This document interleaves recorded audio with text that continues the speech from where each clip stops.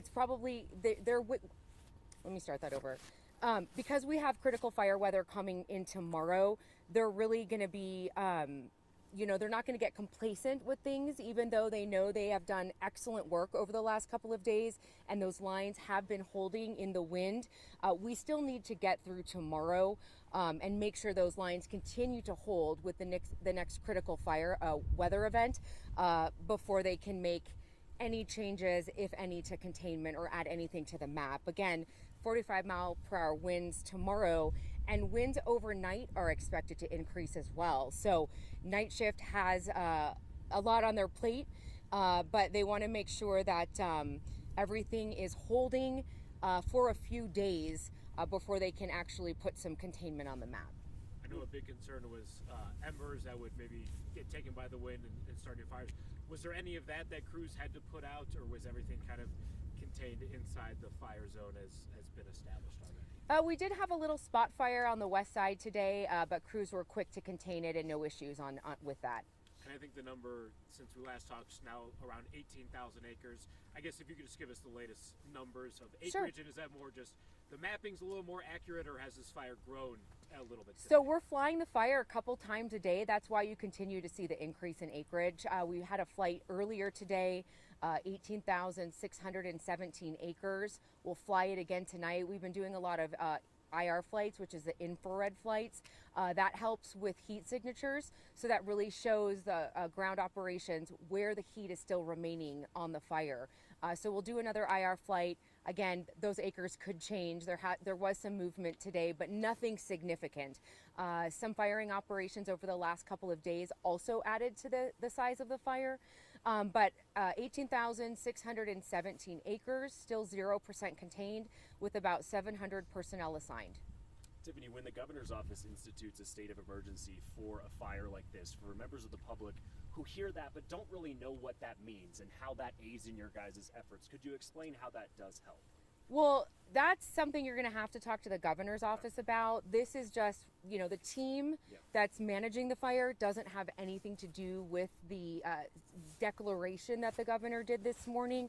It's not necessarily impacting the fire, it's impacting the future of this community. So that's something that you would have to talk to the governor's office about what her declaration means for the White Mountains, for Springerville and Eager. But as far as the team goes, if we need more resources, obviously we have those at our fingertips. We have at least a dozen hotshot crews working. We have probably 3 left in the Southwest. So this is a high priority fire for the Southwest right now. And again, like I said, we've got hotshot, hand crews, dozers, water tenders, multiple aircraft assigned to this fire. So we do have a lot of personnel, about 700 personnel assigned. And again, if we need more resources, we do have those available to us.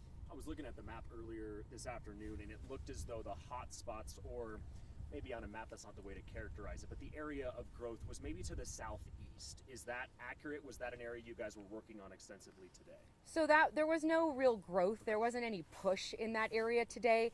That was over the last couple of days. So over maybe prior to the last wind event that we had, that's when that fire kind of pushed out to the east-southeast area. But it's been mostly staying in its footprint. Of course, there's going to probably be some more additional growth as they continue their firing operations. And again, we have more red flag warnings in effect for tomorrow. So we just have to be vigilant.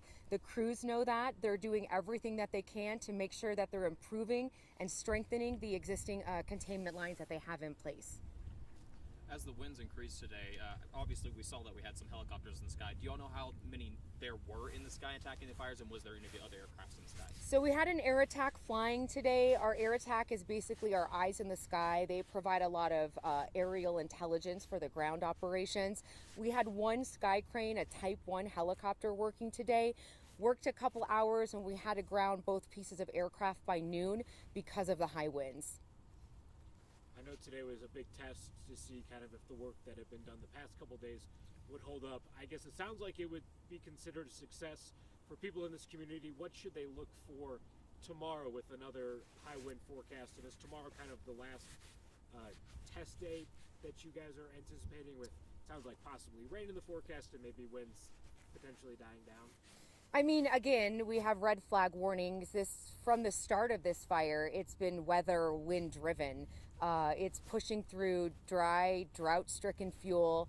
It's pushing through canyons and areas where really the topography is fueling that fire also, but basically a wind-driven fire from the get-go.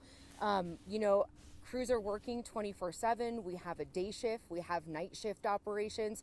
Where day shift leaves off, night shift picks up. So they're really doing everything possible to get residents back into their homes. But again, we have to make sure that it's safe to do so before we can let people home. We're asking for residents to please have patience. This has been a challenging fire across the board for everybody.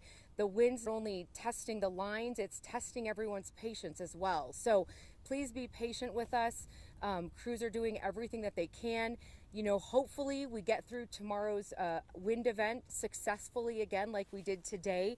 But we have to get through tomorrow before we can see, any possible containment added to the map. Following up on that, I mean, obviously we heard today the lines held very well. Is there any indication that this, for people to get back to their homes, are we looking at days or weeks ahead, or is this just kind of on the unknown? It's unknown, and that's a question for operations. Operations has to make sure that there's containment in some of those areas. They have to make sure that there is no heat remaining. Sometimes when there's no smoke, there's no flames, people, they don't understand why they can't go home. There's a lot of hazards within the interior of the fire. There's still a lot of smoldering. There's still a lot of pockets of unburned fuel in the perimeter of the fire. So operations needs to make sure that there are no hazards so that those residents can safely return.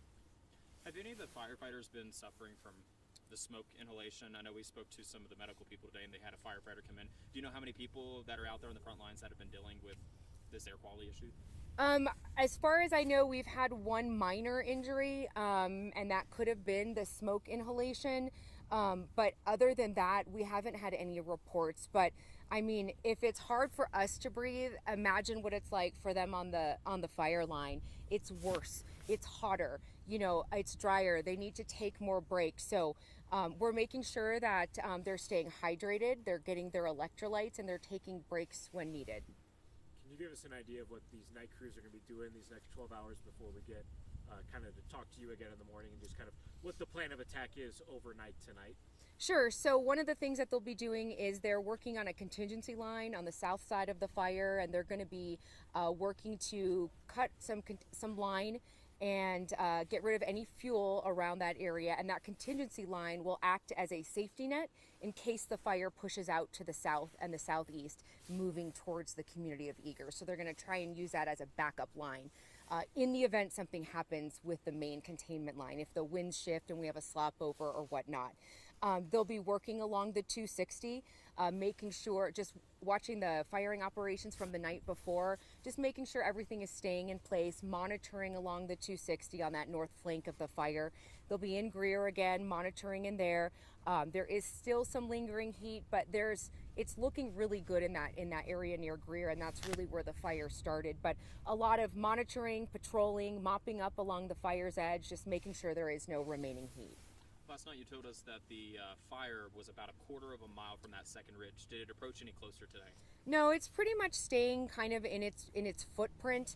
And again, that's great considering the winds that we had today. But another challenging day ahead again for crews tomorrow. So we don't want to jump the gun. We don't want to get ahead of ourselves. We don't want to be complacent. So we're just going to take it hour by hour as the weather rolls in tomorrow. I just want to clarify a quick number we had heard from the governor's briefing. Maybe you know, maybe you don't. 4 homes lost. We heard 2 outbuildings. Is that what you're hearing in the Greer area? We don't know. We just know that there was a few homes, and not even homes. I shouldn't even say that. There was a few structures that were damaged or destroyed. The county is the one doing the damage assessment, so they would have all of that information. How beneficial is it to have an elected official like the governor come out and see the sites, and what did you guys take from her visit, and what do you think she took from your guys' to her today? Well, it really just spurs positivity, not only within the community, but with the firefighters working the fire on the front lines. She met with the Greer Fire Department.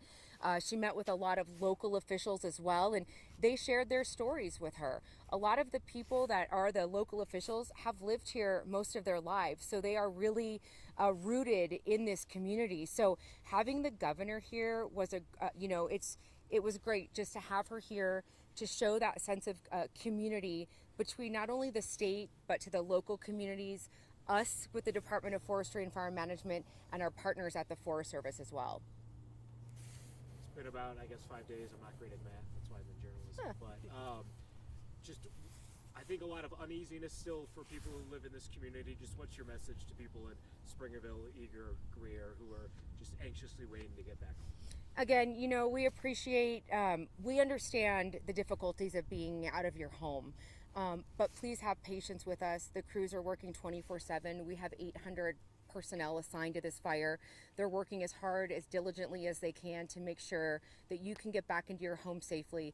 Again, I've said this, over the last couple of days. The last thing we want to do is put people back in their homes only to have to reevacuate them again. Nobody wants to ever do that. It's happened before on incidents that I've been on, and we don't want to do that here. So please just have patience. Just know that the firefighters are working for you 24/7, and we hope to have you back into your homes as soon as it's safe to do so. 8 a.m. tomorrow? Sure. You got it. Thank you so much. You got it. What is tomorrow? Sunday? Mm-hmm. Exactly. Who knows? Okay, she just wrapped that. The day that ends in Y. All right.